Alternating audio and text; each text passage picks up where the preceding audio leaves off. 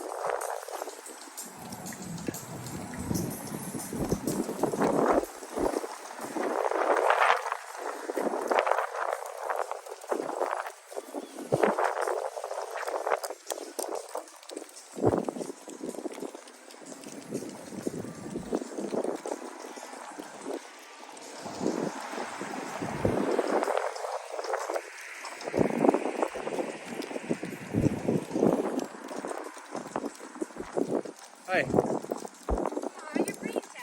I am. I'm sorry Sorry that I love don't God. think there's any more of a sin than the pastors who rape little kids. That's though, true. Right? True. Why don't you go there? Why don't you hold your sign out in front of churches? I've done that. When?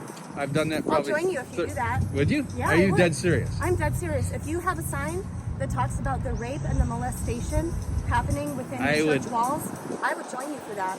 That's why I'm kicked out of That's churches. a cause Yeah. that I think is a lot more important. Well, all of them are drunkenness, Drunkenness is rape, absolutely incest, important. all of that stuff. Lying, is. thievery, murder. So hold on though. Do you think a man and a man getting married is just as bad as pastors raping kids? Well, in one sense, that God sees it as sin, yes. Now, is there different levels of like severity of the heinousness of a crime? Absolutely. Okay. Absolutely. So this is the hill you want to die on though? Not. I want to die. The reason why I do this one particularly is because in society today, the transgender movement has had a huge impact on society. I mean, women who are in sports have to worry about guys, biological males, competing against them, changing in the dressing room. It's not fair to a woman to have some guy who has a dysfunction of some sort in his brain that they You believe the transgender is a dysfunction? Absolutely, yeah. Like pastors who rape kids? That's a dysfunction too. They should be hung. So don't you think though, like two adult consenting people, and two adult consenting same-sex people, let's say they're even transgender, like you don't feel like them consenting to be together is a little less worrisome than pastors raping kids? Like you don't think that the kids being raped behind church doors need more representation than... There are people that work on those, that take that as a mission of their own, that do those sorts of things. I would jump on board with that, absolutely. Okay. Yeah, the hypocrisy in the church is horrendous. The church is to blame for a lot of things going on in this world. I know you're getting a lot of hate. Yeah. But that's okay. That goes with the territory. Yeah, and that's fine. But like sin, when you say sin, you're comparing it to like the church. And can you see how like the church, like holding that to a standard at this point in time isn't like, I don't know, the church isn't someone you want to group yourself with at this point. It's more so specifically to the Catholic Church, and you know why. No, it's not just them. No. You're right. It's not And only it's them. not specific to that either, actually. The Baptist Convention just released a list of 200 pages, not churches, not people, pages Right. of people in their in their church, Yeah. members who held a high spot in their church who have been convicted of raping or seriously hurting infants as young as 3 months old. Yeah, it's a horrendous crime, and it needs to be recognized like every other sin. It really does. It has to be, because it's part of the problem. And the church has done a horrible job of it. I mean, of being hypocritical. Absolutely. Yeah, and then they defend themselves. But into the bigger picture, that it's a human nature thing, Yeah, and nobody's exempt from it. Humans are gross. And nobody's exempt from it. I mean, even though that you're a Christian, on this side of heaven, you still live with the temptations that everybody else does. Now, you ought to not ever have to use it as a crutch and say, I don't know what happened. We're supposed to be sanctified, the Bible teaches. Right. And, that we be more like Christ rather than more like the world. Right. So I've given up my life of filth in 1988 when I got married. I mean, I had some struggles, but I take the Bible so seriously now that the sin problem is costing So people. if you take the Bible seriously, like, don't you think it's a little bit contradictory for you to stand on the corner and tell people what their sin is? Because didn't Jesus say, okay, Oh, go ahead, finish. I'm sorry. Jesus said that you should love them and pray for them, not judge them and stand on a corner and yell at them and make people feel so uncomfortable that they have to cover their windows. I'm just going to go ahead and tell you, I spent 12 years in a Bible college. Yeah. Okay, you're not going to out-Bible me on stuff. This is not your Bible. That's not what it says to do.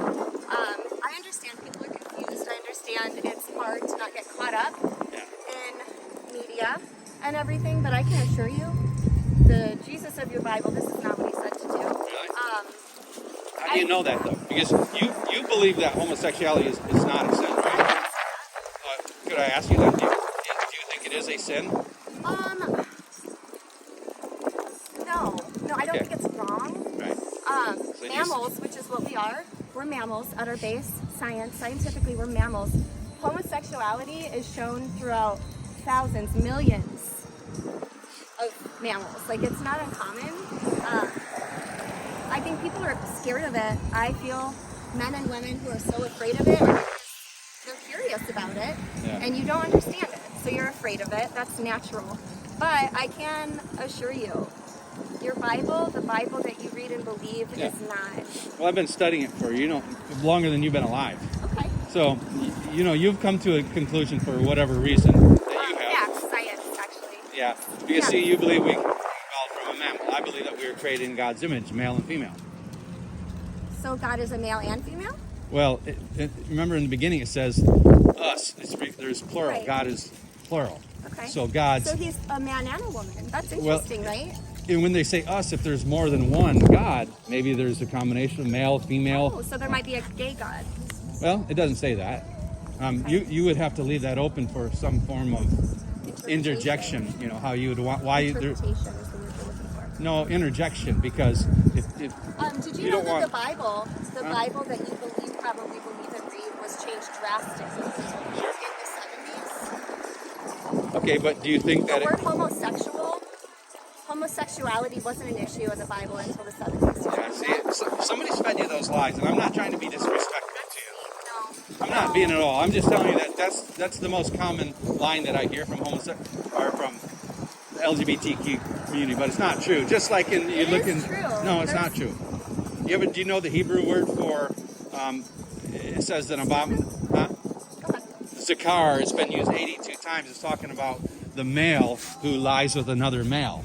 And a lot of times the homosexual community wants to say that was a form of pedophilia because it was consensual sex. You really don't know what you're talking about. I do. They're saying that it was a male raping a young boy, but that's not true. Because there's two instances. It's actually really embarrassing how you don't know what you're talking about. I've read every occurrence of the Hebrew word zakar. That's not what I'm talking about. Well, then what are you talking about?